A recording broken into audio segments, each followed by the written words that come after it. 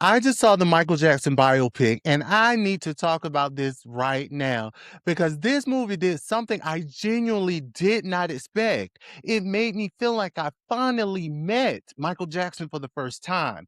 Not the myth, not the moonwalk, but the actual human being. So let me take you through this movie the way I experienced it, because the way it starts tells you everything about how his story ends.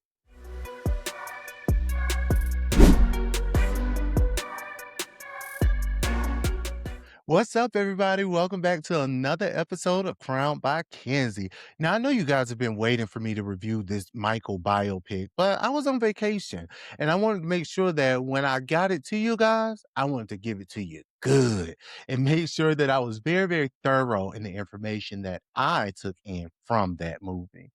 All right, so the movie opens up at 2300 Jackson Street with, and Joe is correcting Michael on crowd engagement, eye contact, and his overall stage presence when Michael was just a child.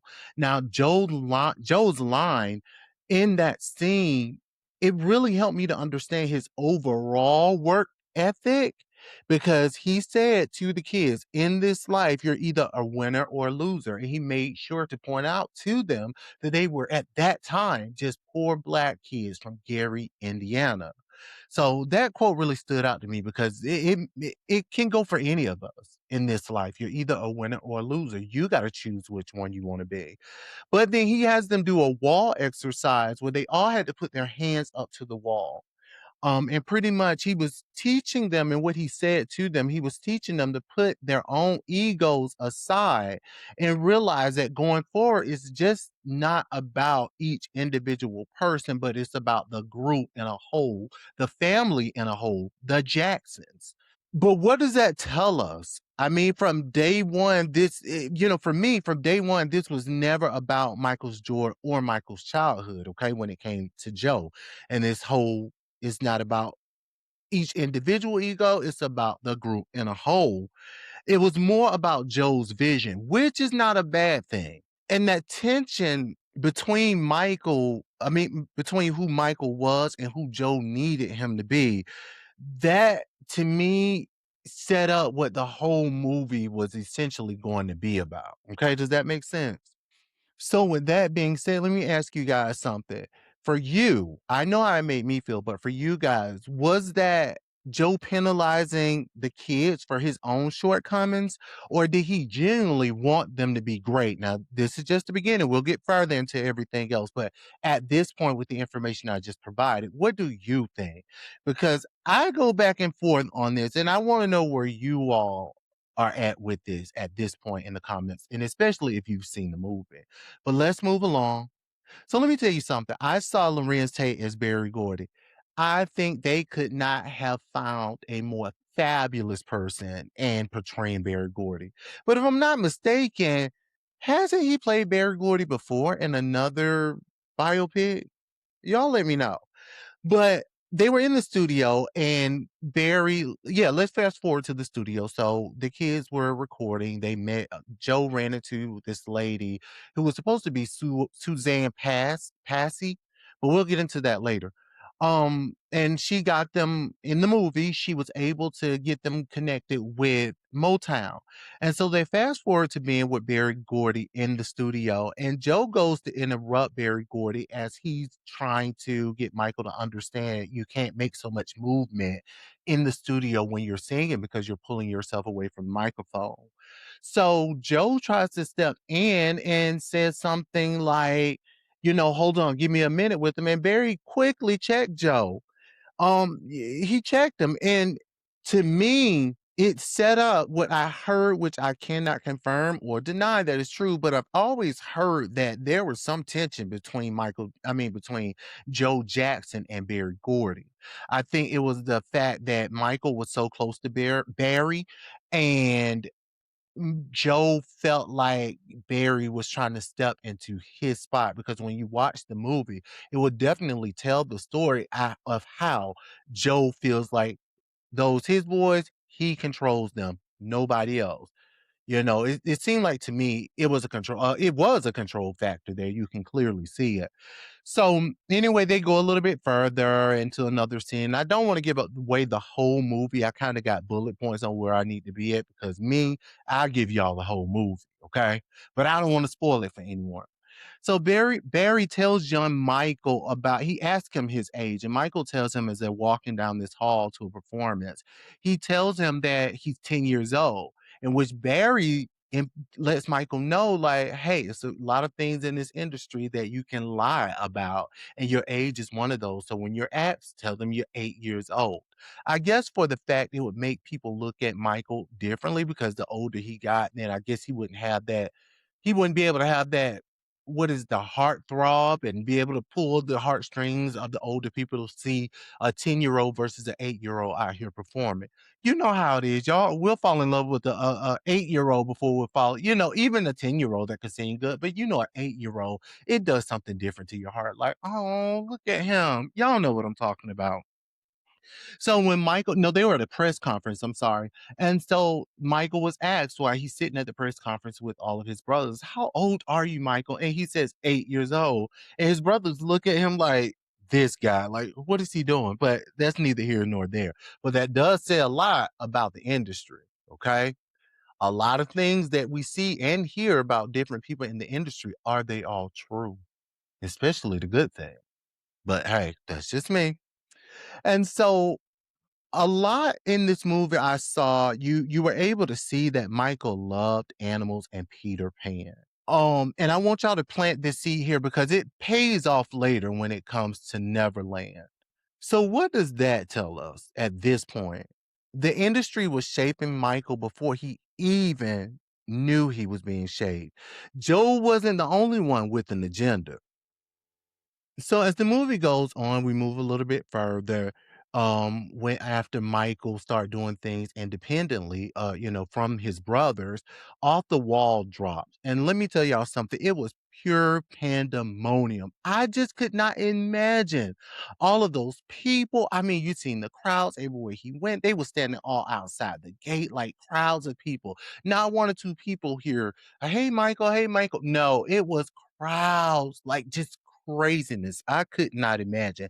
They showed where letters started flooding into the Encino home. You saw one mail truck come with a bag, then you saw two mail trucks come at the same time, and not the regular little white mail truck that we see on the streets today to deliver your mail. I'm talking about the big trucks with one, two, three, four trucks coming at a time, delivering sack loads of fan mail. Now, I did not know that fan mail came directly to these people's houses. I mean, maybe nowadays it doesn't happen that way, but do people even still write fan letters? Or they just go to the DMs? Y'all let me know what y'all think. So, I mean, it was crazy, nonetheless. It was crazy. So, early in this scene, Michael introduces the whole vitiligo situation. Now, you guys know that it's always been a conversation, whether y'all had it or you didn't, but you know about it. It's always been a conversation on Michael's skin tone because when he was younger, he was darker. But then as he really turned into Michael, the man, his complexion all of a sudden changed. Now, I know there have been rumors out there that he suffered from vitiligo, but it was never proven. Nobody ever seen that. At least we didn't, John Q. Public. But it was introduced in the movie. Then we go in to introduce the nose surgery.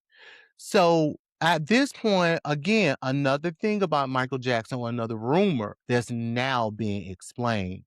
So Michael thinks, and according to the movie, that his nose is too big and it's not symmetrical enough for photos.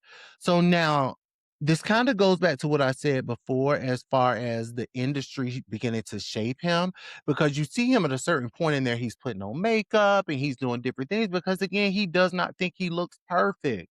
So for me, when I saw that, it really again helped me to understand the Michael Jackson, the man.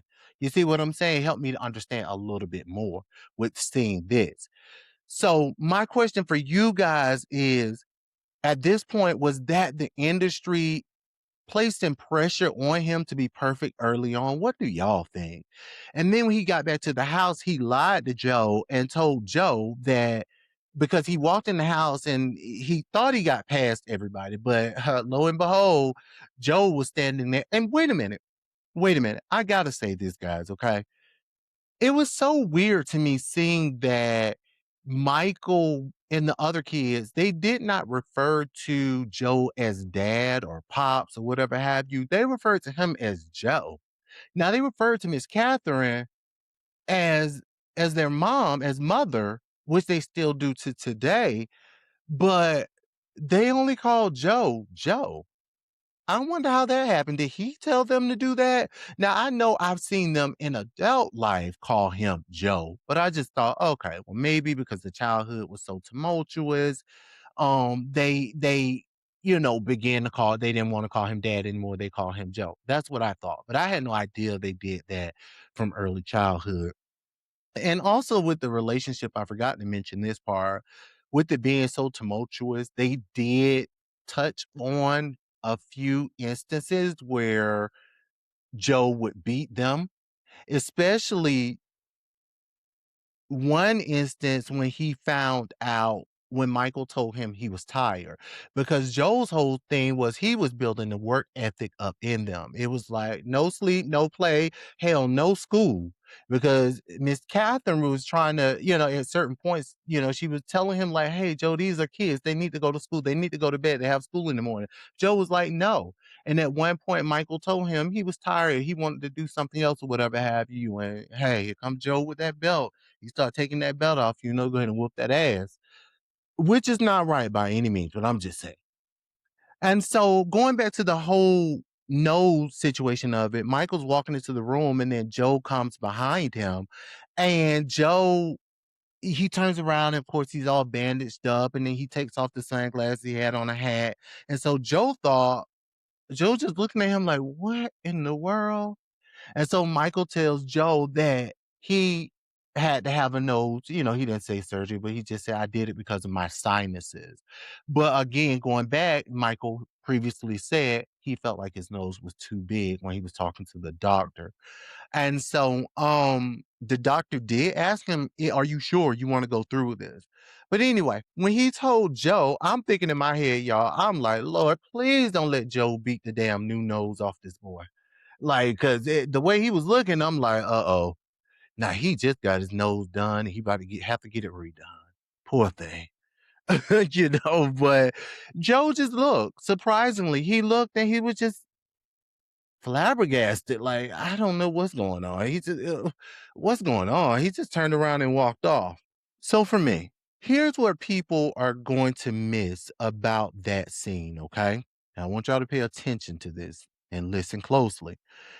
Everyone's going to say, oh, Michael Jackson was vain, or the industry pressured him. But at this point of the movie, if you look a little bit deeper into it, what I saw was a man or a guy or someone coming into manhood who had been controlled his entire life, finally making one decision, just one, about his own body and his own face.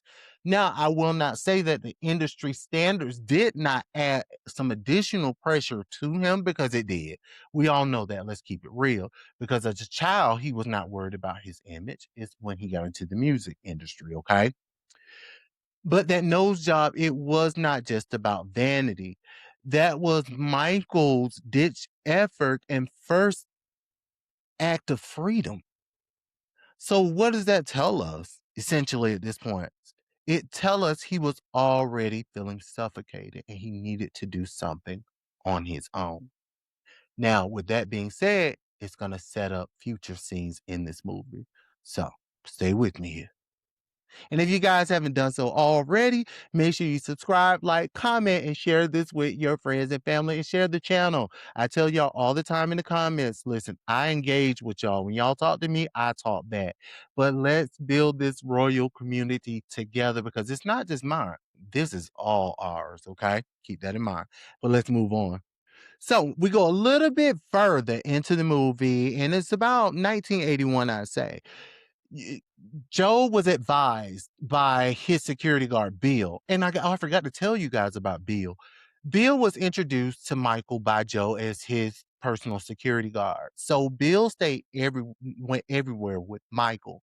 Now, if you know, you know, there's always been this rumor about Bill being like a father to Michael. I've never seen Bill. I was a Michael Jackson fan, but not so hardcore that I was just researching so much about his life. I was kind of like a middle fan, you know, not a fanatic. Because I was young. But Joe, I mean, Bill, when Michael gets into a situation with Joe, he goes on a ride with Bill, and they're at the top of a mountain. I want to say Mulholland Drive in California. And Bill advises Michael the only way he's going to get away from Joe at that point is to start seeking his own counsel and start doing his own thing. Because again, Joe was trying to control him. It wasn't just Michael. Joe was saying the Jacksons, including Joe, if you ask me. But that's just me. And so Michael's sitting at a meeting with different attorneys, and he looks at this guy and he takes his glasses off and he's like, "Wait a minute, don't I know you?"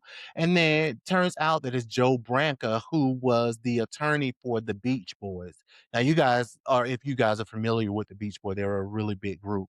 So Michael, tells everybody to leave the room, and pretty much, I want him. Joe Branca is going to be my guy because he asked him a few questions, pretty much how he's going to make him great.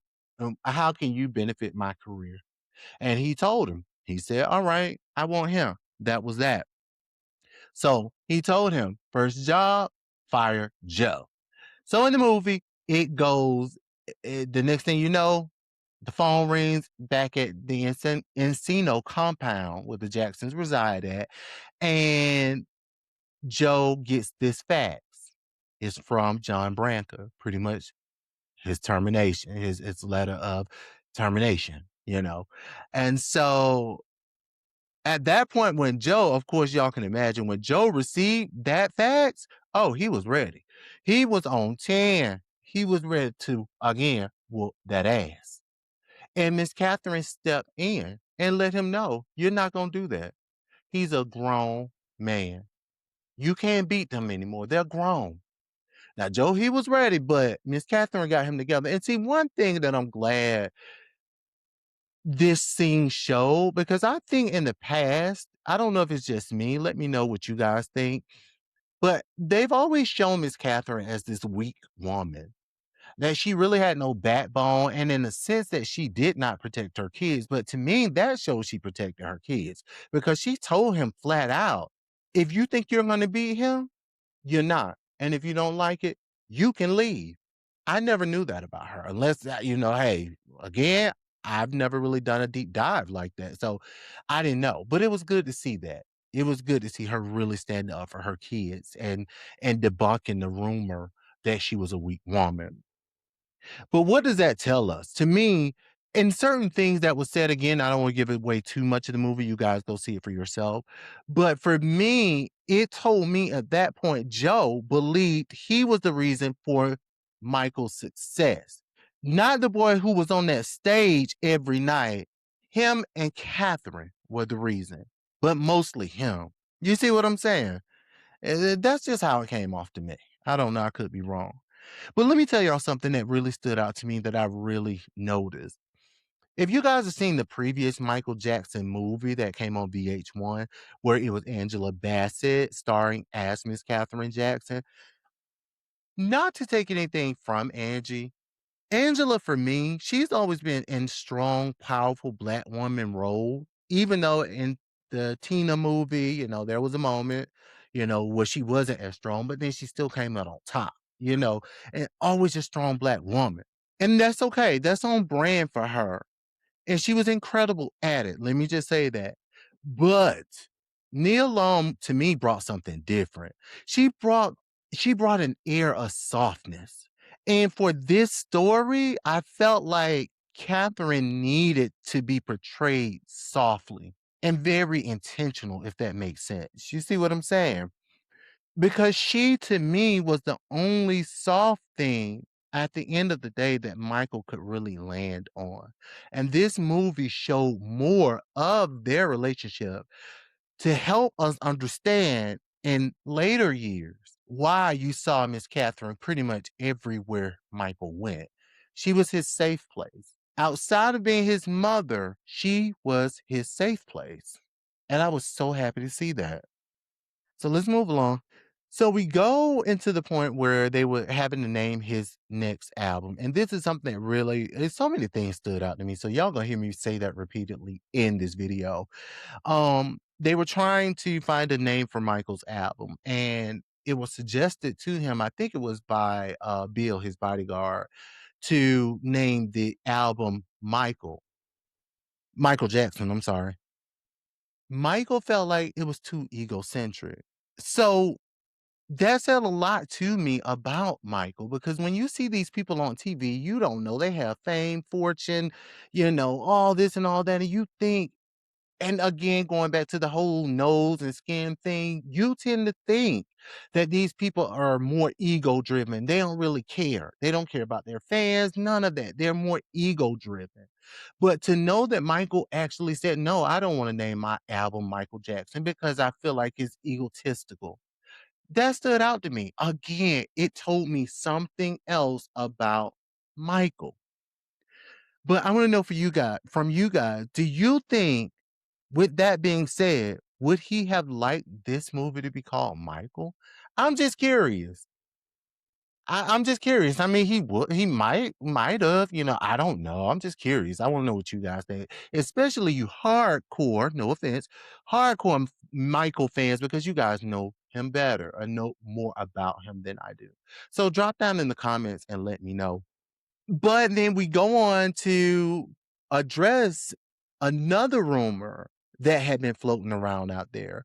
It was said, I don't know if you guys ever heard it, but it was said that Michael was a part of a gang. Y'all ever heard that?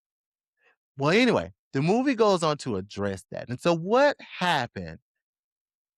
Michael was watching TV, and it was back during that time when there were the whole California LA gang wars between you know, the, the BLO, the B's and the C's. I'm gonna just say that, okay?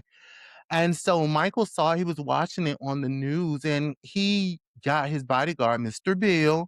He got Mr. Bill to put some connections together so that way he could go and meet with those gangs to try to stop it. Because in Michael's mind, and what he told those when he finally went up to meet with the different gangs in Southern and California, he was telling Bill that he felt like music would change people and he felt like he and his music could be the catalyst to stop those gang wars. So he had Bill and his associates bring the actual gang members to the dance studio. So of course they wasn't coming in there trying to fight. At that point, it was all about just seeing Michael and being excited to be in the company or the vicinity of Michael Jackson. And so that was a very cute moment. Michael was talking to them, and then he had them rehearse the choreography at the dance studio.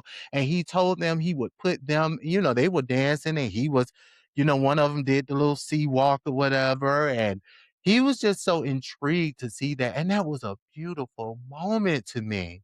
Like, I don't know, that just almost just put in my spirit, it just kind of tear me up a little bit. Like, what is wrong with me?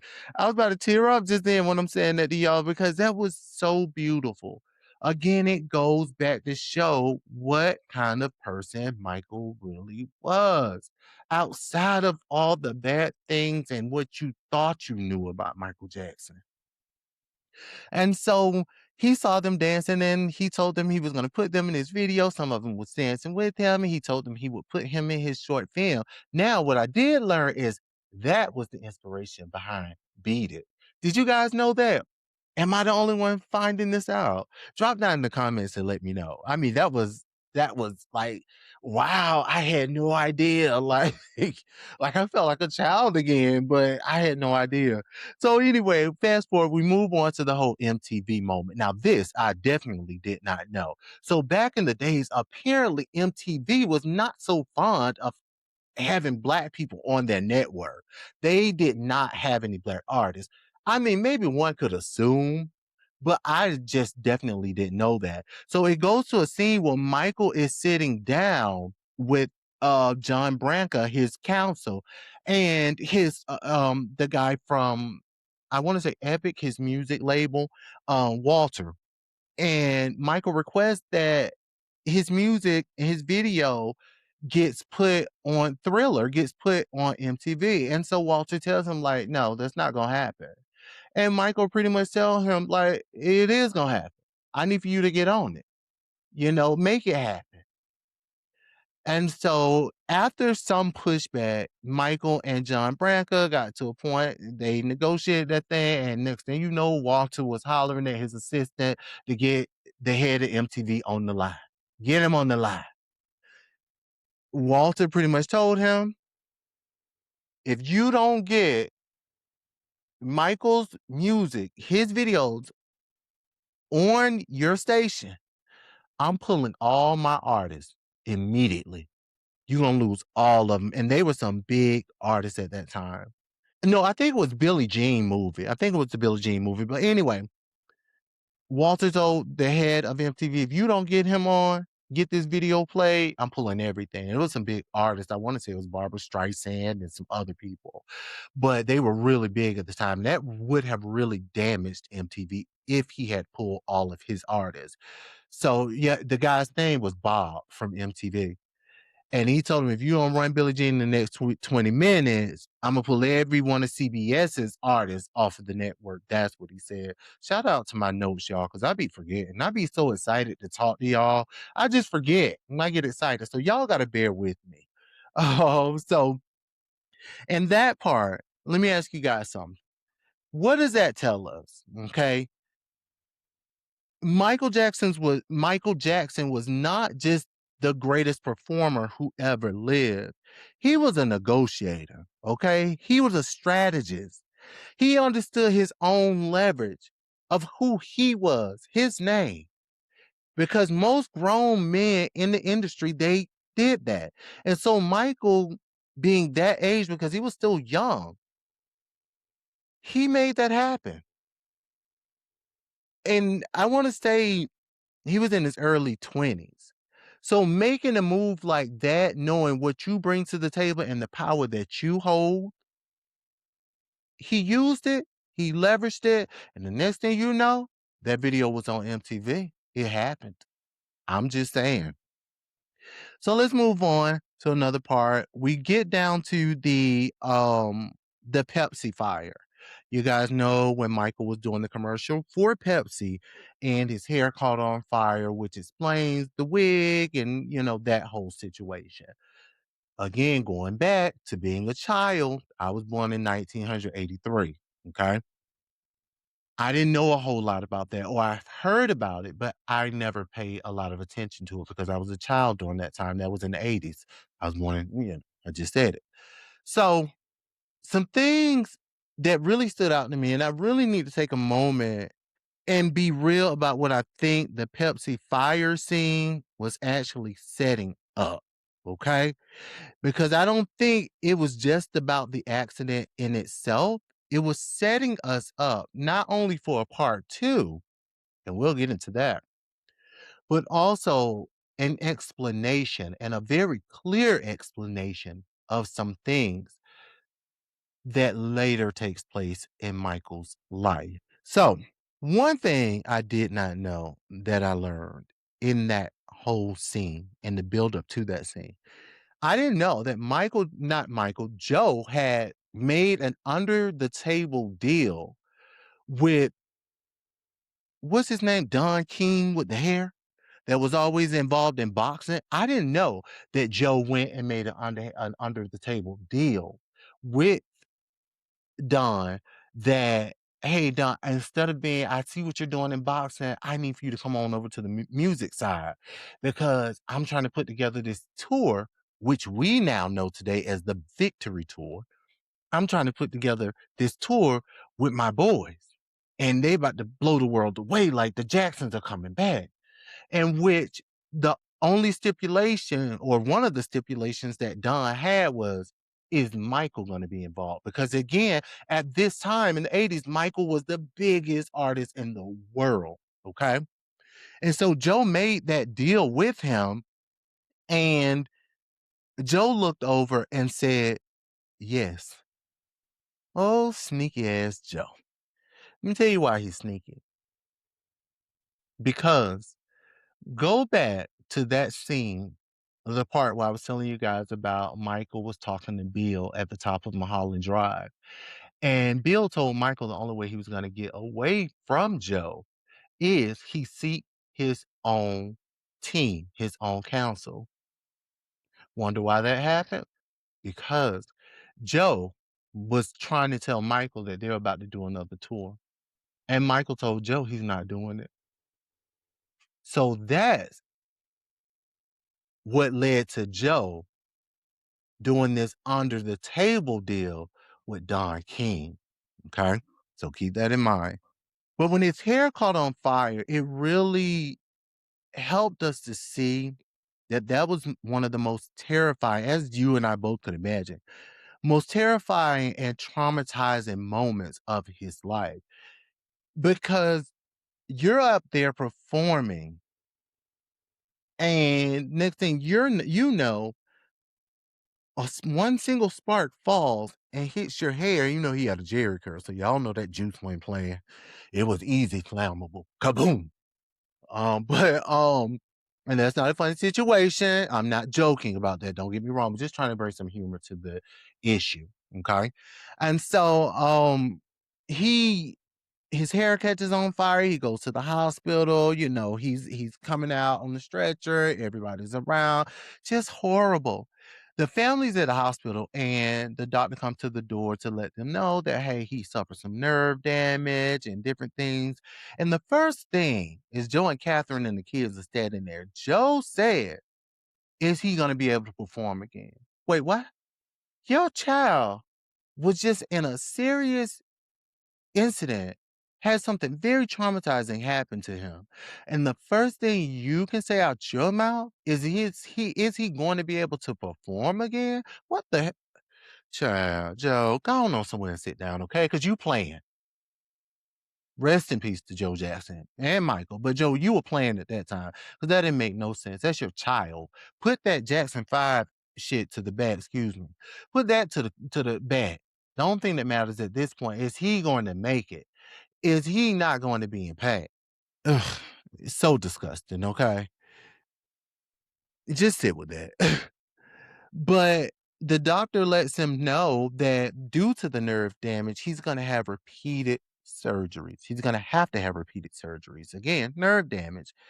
And so the doctor asked him, told him that he was gonna put him in on some medication, and he needed medication because he was going to be in a lot of pain, especially with the repeated surgeries. At which point, Michael said, "No, I don't want to be on medication." And the doctor told him, "You're going to have to be because you're going to be in a lot of pain because of this." To me, I could be wrong. And this is just my take, okay? I'm really taking my time with this guy because I want to make sure I cover everything that I noted and to make sure I give it to you guys right and everything is fair. And keep in mind, everything is alleged. I don't know this to be true, but I'm just giving you from what I saw in the movie and my personal take. That scene was introducing the conversation about his alleged medication dependency that ultimately, allegedly, ended his life. They planted that seed right there, and I don't know if everybody caught it. Let me know if you guys caught it because I did. I caught that. He was reluctant in the beginning to take medications. And even when the doctor, when he was having the nose surgery, asked him, is he on any medications? He was very adamant about no, which he wasn't at that time. But now to show his reluctancy to even get on medication when he needed it, that to me, it was setting up something that we all needed to pay attention to. I'm just saying, that's just me. But one thing I want to point out, in this whole hospital scene, guys. And another thing to make me, just about tear up to even think about, that sniffing when me trying to cry child, just taking a beat, y'all. But anyway, but even in the hospital room, dealing with his own pain and his own depression because of, this whole burn situation, he still found the strength to get up and go to other victims within the burn unit and just make sure they were okay. Because it was a scene that he was sitting beside this guy's hospital bed, and the guy was bald, so you can just pretty much deduce that he was a burn victim. And he was just still making sure that guy was happy. That meant so much. That and nobody from what they showed asked him to do that.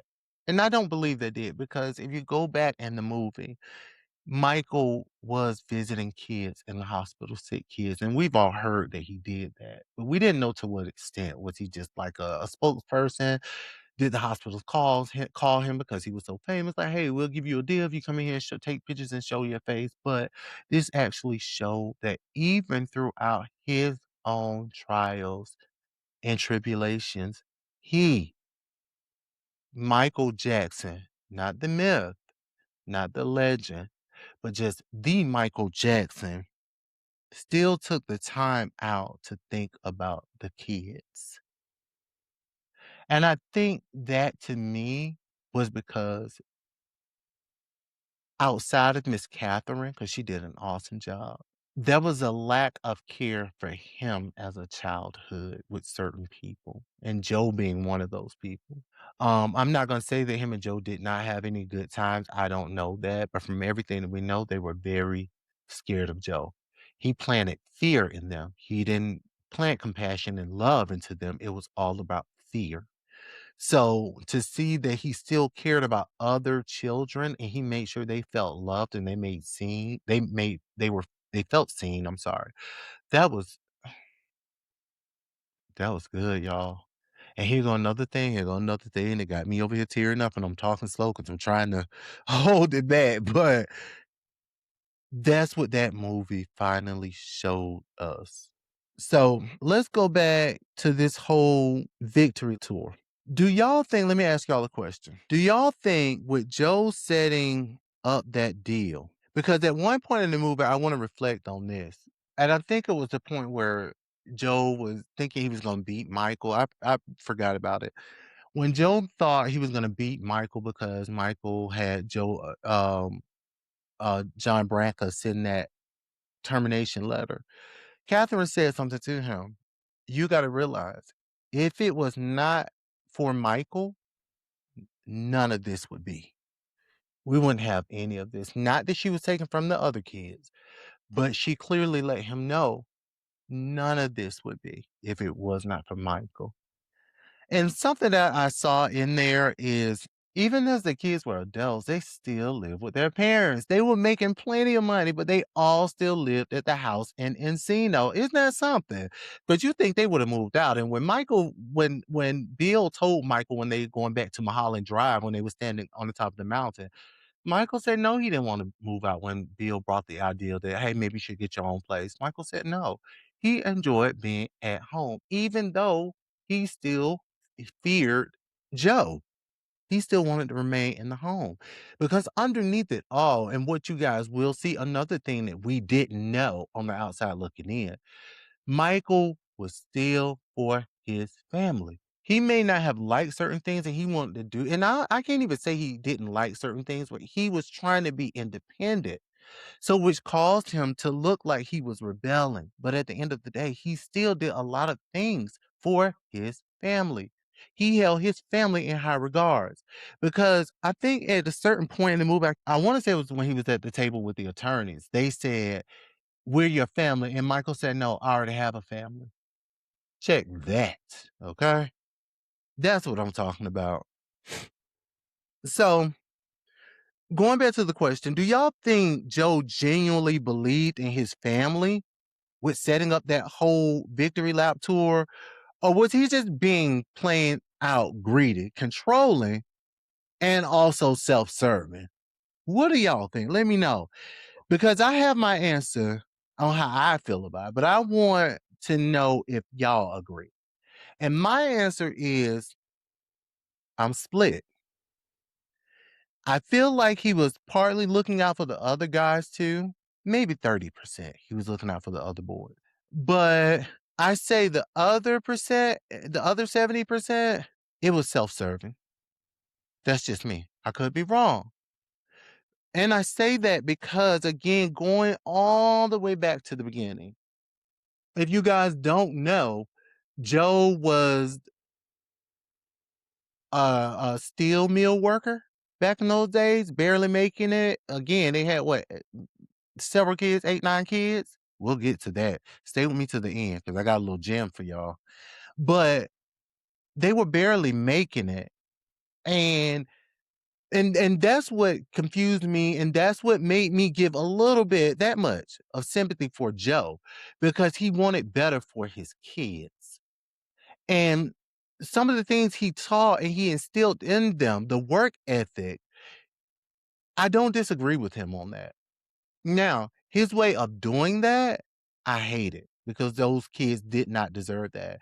And I feel like it set up so much trauma in them. And I'm gonna tell y'all this. At one point in the movie, Michael was talking to Joe, and I wanna say it was about when Joe, approached him about the tour. You could see Michael holding the handle of the door behind his back, and he was so nervous. That's trauma. He was traumatized because he did not know how Joe was going to react because he told him he had to think about going on that tour because Joe had done went and set it up. But Michael told him, "No, I gotta think about this." And so, again, it in the beginning, it helped me to sympathize with him. There are only winners or either you're gonna be a loser. That instilled work ethic into him, and when he had the boys standing up on the wall and told them it ain't just your ego, it ain't about you or you or you, it's about the Jacksons as a whole. That to me instilled family because everybody knows the industry has the ability to tear people apart. One starts thinking their ego is bigger than the other, they're bigger than the program, and thinking they're bigger than this, bigger than that. I got more money than you, this and the other. Then people start suing left and right. People start blasting each other in the tabloids. Y'all know how it goes. So to me, that was good that he instilled family into them. That let them know neither one of y'all are bigger than the whole Jackson 5 or Jackson family program. That was good. But again, as time went on, I felt that it was everything that Joe did at those points were only self-serving and out of greed. That's just me. Let me know if y'all think differently. Let me know how y'all feel about it. So fast forward, we're on the stage for the Michael tour. I mean for the victory tour. Michael went ahead and went with it. Kudos to Michael. Now that says exactly what I just said. Family. He still thought about his family. I'ma still go through with it. So they're on stage. Joe is backstage, just showing out, just having a good time. Backstage plotting and planning like he was known to do. But what he did know, and this shit was so funny to me, excuse me, y'all, it was so funny. What he did know is what he was about to get hit with. Cause he backstage planning. Oh, we about to do this tour. We about to do that tour. Oh, we about to go to London, Paris. We about to go everywhere. And Michael says, I want to let y'all know, this is gonna be the last tour that I do with my family. Ooh, child, Joe was gooped. Y'all, and again, I'm not being funny about the situation, okay? It happened a long time ago. I'm not being funny. By no means is it nothing to joke about. But that same fire and smoke that were coming from Michael's head when he caught on fire doing that Pepsi commercial, I'm sure that was the same damn smoke that was coming from Joe's head. Cause he was heated. And he didn't expect that. He thought he was about to make some more money. Them boys about to be out there working. Oh no, gotcha, gotcha. So, you know, that to me, that said a lot. That said, Michael was finally at the point where it was about me. I'm not gonna allow nobody else to control me and tell me what to do. And if you think about a lot of his actions going past this movie, it displayed that. Everything that we know about Michael to the day that he went on to be, with the Lord. Michael did things his own way. And that's because of some things that Miss Catherine instilled in him when he was a child. And this, to me, it signified Michael, not Michael Jackson, but Michael. He became a man. Now, let me say this. I want to give kudos to that little guy, and we have not heard enough about the guy that played the younger Michael. He did an excellent job. I just love that. He did an excellent job. But anyway, and so did Jafar. Don't get me wrong. He did. Listen, the way Jafar made me feel, I felt like I was looking at Michael himself. Like, did these people, is this AI? Because it really seemed that from the talk, the walk, it just everything, the movements, it was Michael. But of course, when you're around some of your family members all your life, you know how to emulate them. My cousin does a great job. Shout out to my cousin Brian. Y'all, trust me, he gonna be an up and coming comedian. Y'all will see. But he could different people, including my cousin Brian, he could emulate from his walk to his talk to just his facial movements, everything. So that's what Jafar did. And that was just amazing to see. I loved it. I loved every moment of this movie. It made me feel like I was watching Michael in real life, in real time. But as they're closing out, Michael's walking down the hall after he walks off the stage, and Joe, here come Angry Joe, because he pissed about this tour. I'm your father, I'm your father. He yelling and going off and this, that, other. And Michael just kept on walking. Who's bad? I have to address some things that this movie did get wrong. Shout out to one of my followers, Chris in the city. I think this is, yeah, Chris in the chat. Chris in the chat. I love you. Thank you. You really dropped the gem on me. And Imma drop it on y'all too. I'm not gonna give y'all everything, but Imma drop it on y'all. I went through and he told me to go refer to a channel, and I want you guys to go check the channel out too. It's called Watch Mojos, WATCH and then MOJOS on YouTube. Mojos, Watch Mojos. It's called Watch Mojo's True or False. Go and watch that. It's a video, and she pretty much tells you what was true, what was false, and some things that we did not know about Michael Jackson and also about this biopic. One of the things, one of the things that I forgot to touch on when they introduced Bubbles into the scene, that was so cute. Because Michael never had friends, and he looked at Bubbles as his best friend. I'm sure everybody knew that. Even one time, it stood out. He went to the toy store and bought up a whole bunch of toys, and he was a teenager at this point. And he tried to get his brothers to play, hey, y'all want to come and play Twister with me? When he pulled back up, and they was like, no, we about to go, get some girls, and they got all these other things. And the only person he could play Twister with was Bubbles, and that was so cute because it explains his relationship with Bubbles going forward. And so in the movie, it showed that Michael adopted Bubbles in 1981. Well, according to Watch Mojos on YouTube, go and check it out. That's not true because Bubbles was born in 1983. Damn, me and Bubbles the same age. What? So Bubbles came in the mid 80s to Michael. It was not 1981 as shown in the movie. So we wanted to clear that up, but it was cute. But my question is, and I just saw a video right before making this video. I was gonna say my question was gonna be, where is Bubble? Now the video that I just saw, I don't know how old. I saw it on Miss Catherine's page on Instagram. Y'all go check it out. But it was a picture of Latoya talking to Bubbles at the fence, at the gate, because Bubbles is in the sanctuary. Now, my question is he still there? Is he still alive? Because I'm 42, so that would make Bubbles 42. We born the same year. So, is he still alive? Is still at that sanctuary? Do they live that long? Michael had to get rid of Bubbles at a certain age when he started to hit his teenage years because it was rumored that Bubbles became uncontrollable and he would act out just like regular teenagers do, you know. But when it comes to a primate, it's harder to control them because they are stronger and they're a little bit more aggressive when they act out.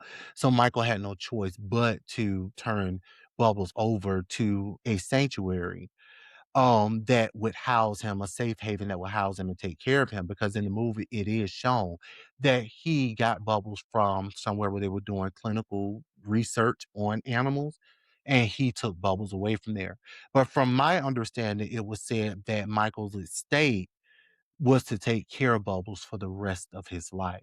So Latoya, there was a video posted, like I said, on Miss Catherine's page, and Latoya was there talking to Bubbles, and she said that every time Bubbles would hear Michael call her name, he would react. And so she started calling Bubbles' name. She was sitting at his cage and she started calling her name. She kept saying, Latoya, Latoya. And in a sense, you could tell he remembered that. Like maybe he's older now to the point where he don't quite remember because he was just looking around like as if he was saying, where is she? I know that name. Like it sounds familiar. I know that.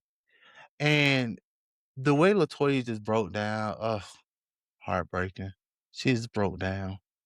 Cause Bubbles is an extension of her brother. Outside of the kids, he's an extension of her brother. He represented something to her. Her brother did not have friends like that as kids. As a kid, Bubbles was his only friend. So that represented something to her. And like I said, she broke down. But moving on, the next thing in the movie, when it came to the whole MTV situation, it was portrayed in the movie that Walter called the MTV execs. Remember I told y'all that? They did not play Michael's video. Come to find out, and this is just only from the guy, from the MTV exec. He said that's not true. Now, while the conversation did take place, it's not completely true that Walter called him and he chewed him out. He said Walter chewed him out more when it came to Willie Nelson or Barbara Streisand. He was more angry with him when it came to them, not Michael. The victory tour, when the final announcement happened, according to my new friend over there, Watch Mojos, because I'm subscribed and I'm at your page all the time now. That announcement, it did happen, but just not, and there's no record to show that it happened as dramatically as they put it in the movie.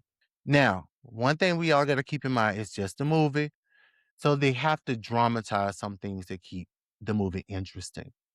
And also keep in mind, everybody was not there every single moment of the day. And that's been so many years ago that everybody does not remember word for word exactly what happened and what was said. So they got to dramatize something. So it's to be expected. It keeps the crowd watching. And also, the last thing that was not true, that was dramatized. Joe was not sent a fax to let him know that he was terminated. It was done a little bit cleaner than that. Now, I can't tell you exactly how it was done, but it was done cleaner than what they showed it. It was not done like that. That was dramatized. And one more thing I want to give y'all. I told you I had a gem for y'all, right? They didn't show all of the Jackson children in that movie. There was another sibling, and it was a boy. Go watch Mojo's on YouTube, and y'all will see what I'm talking about. I don't know if y'all knew. If you did, drop down in the comments and tell me you knew before you go and watch Mojo's. Again, at Watch Mojo's. And again, before I close this out, shout out to Chris in the chat. Thank you so much. This movie gave me everything I needed and more when it came to Michael Jackson. It showed me Michael never once acted like he was bigger than the picture. He was not an ego driven person. That's one thing. And especially with everything he had, he still thought about other people. He still showed up for his fans because even in the movie, he made it clear that they're not fans, they're my family. He made that very clear. He still walked into those children's hospitals made sure those kids felt good. He even donated the proceeds. I want to say the Thriller album, he donated the proceeds to the burn unit victims. That's big. He still remained humble. Okay. I want y'all to think about that when we see these other celebrities, whether it's from reality TV, music, movies, so on and so forth. When we see them out here and we see them in the public and, paparazzi photos, or you run into them wherever, whatever city you're in, and they act like they're giving you their ass to kiss, that they're so big. Think about that. How the hell can you act like that when Michael, who had more money, fame, celebrity than anybody walking this earth, how the hell you have the gall and audacity to try to look down your nose and treat people a certain kind of way? And this man who had all of that and some more, he did not do that. How dare you? Michael was one of the greatest artists who ever lived. This whole movie, and I'm gonna close out with this because I don't want to hold y'all any longer. I got to get ready to go see my nephew off for prom. So and I got a 2.5 hour drive, so this movie humanized him. And that's the one thing that just kept coming back to me, just kept coming back to me, just kept coming back to me. Humanized him. Everybody was so engulfed in how this was gonna make Michael look. Were they gonna bring up the allegations, this and that and the other? And they very well may, because this movie ended in the 80s. Okay. And it said his story continues or something to that effect, which leads me to feel like, and it's been said here recently, that there is going to be a part two. So y'all look out for that. All of that other, it went out the window. The allegations, all that, it went out the window. Now, for those of you who watched my previous videos, I do want to circle back around to this. How the hell Paris upset? She wasn't there. She can't tell you nothing about that if it was true or false. And from my vision, from what I just explained to y'all guys, nothing in that movie made him look bad. Now, I don't know because they had to go back and reshoot the movie if something else was missing out of this. I know they said that it allegedly started with him looking out the window of Neverland. I don't know if that's the part that she did not like. It had to be taken out. Go back to my previous story. I tell that story. That part had to be taken out. They had to reshoot the movie. Now, I understand maybe she didn't like those things, but from everything that I saw, why was she not at the red carpet event where the rest of the family was?